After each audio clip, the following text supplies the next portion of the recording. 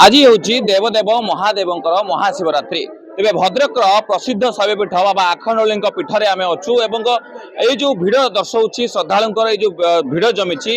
ये आगक जो महादेव बाबा महादीप उठब से लक्षाधिक भक्तर समागम हम पुलिस प्रशासन तरफ व्यापक सुरक्षा व्यवस्था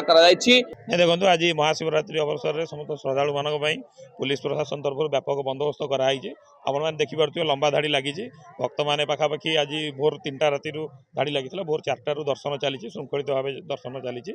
आमर पाखापाखि 3 जन एडिशनल एसपी डीएसपी 3 जन इन्स्पेक्टर 15 पाखापाखि 13 प्लाटून ऊर्ध्व फोर्स मुतयन होती ट्राफिक पार्किंग सब सुव्यवस्था कराई भक्त मैंने किभली भाव श्रद्धालु मैंने शांति श्रृंखला सहित दर्शन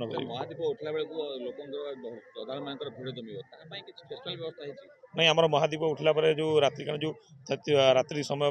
स्पेशल व्यवस्था कराई आम किसी रिजर्व फोर्स रखाई जिभली महादीप उठला जो जनगहली हुए आ जो श्रद्धालु मान भिड़ हुए से किभली भाव आम शांति श्रृंखला सहित समापन कर हाँ भिन्नक्षम व्यक्ति मान अलग लाइन व्यवस्था कराई जिला प्रशासन तरफ पुलिस प्रशासन से जत्नवान अच्छी